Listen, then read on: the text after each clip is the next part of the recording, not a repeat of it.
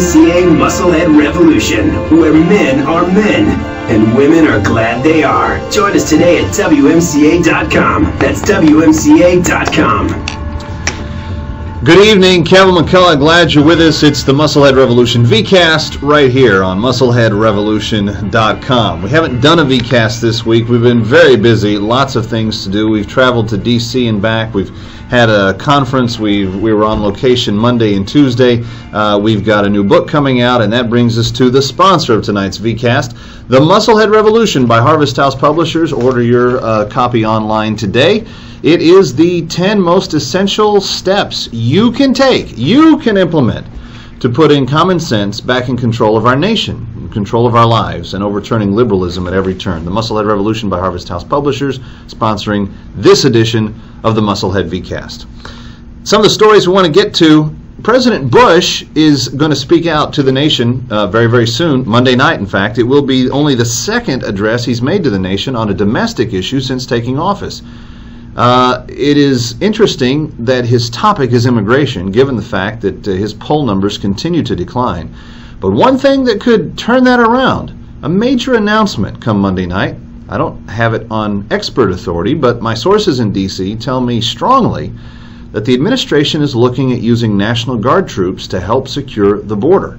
Now, no matter what you think of the guest worker program, and there are many opinions, almost as many opinions about that as there are stories about it across the country, the absolute necessity of securing the border first is imperative.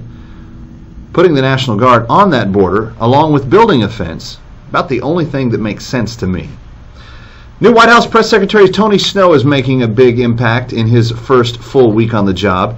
He has taken the time to do something that none of his predecessors, Scott McClellan or Ari Fleischer, chose to do prior to that, and that is to specifically rebut specific inaccuracies in 5 major media news outlets. This last week, he wrote letters that took to task the Washington Post, CBS News, New York Times, USA Today, and the Associated Press. Basically tell them, look, there's a new sheriff in town, so get your facts straight. Good job, Tony.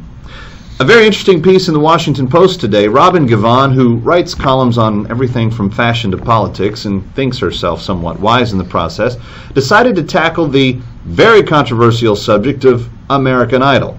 Well, it's controversial because Chris Daughtry got voted off this week by the American public, which she used the opportunity to lecture the American public as to choosing some squishy middle person. I didn't know there was a political middle in American Idol.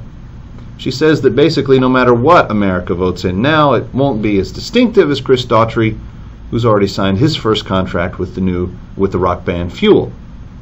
She also makes an interesting statement at the end of the column. She says, but now that Chris is gone, the choice is Nice Elliott, Pleasant Catherine, or the Paisley Karaoke King, Taylor Hicks. But as is so often the case, the quality of the candidates makes it hard to go to the polls these days.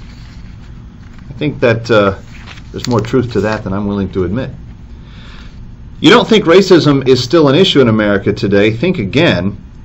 According to a high school teacher by the name of Winston McEwen at Brooklyn Case High School in Texas, some disturbing things are coming from the mouth of this teacher.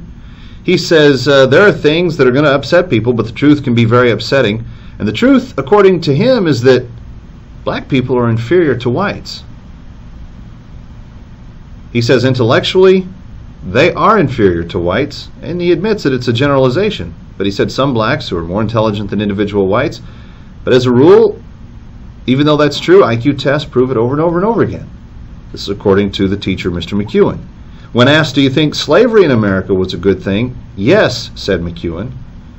What course is this man teaching in the local public high school? Thankfully, it's not history, but Latin. Let's just hope that he sticks to the curriculum. Michelle Malkin broke this story. A protest at Boston College over whether or not Condi Rice should come and be the commencement speaker there has ended with a professor's resignation. He writes to the head of Boston College, I'm writing to resign my post as adjunct professor at Boston College. I'm doing so after 5 years at BC with tremendous regret.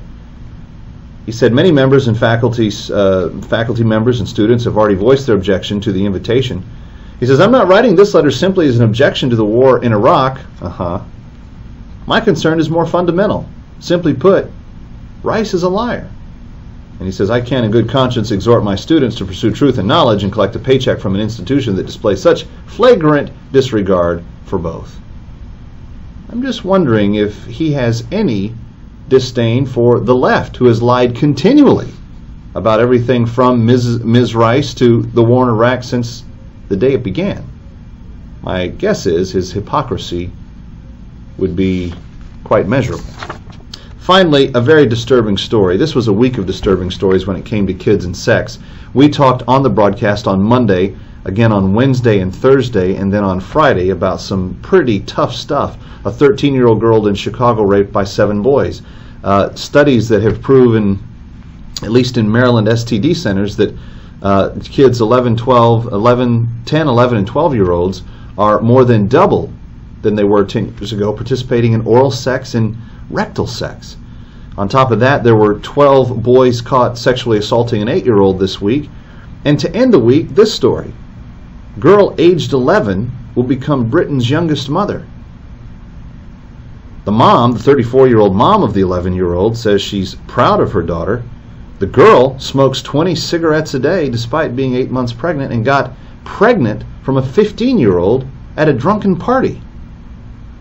I don't know where parents are at these days, obviously with this many girls being taken advantage of, or at least the stories of which coming to light this week sends a terrifying message about the condition of parenting in the world today. But I will say this, the mongrelization of our boys can be laid at the feet largely of the modern feminist movement. And that's what I dealt with in my WorldNet Daily column this week.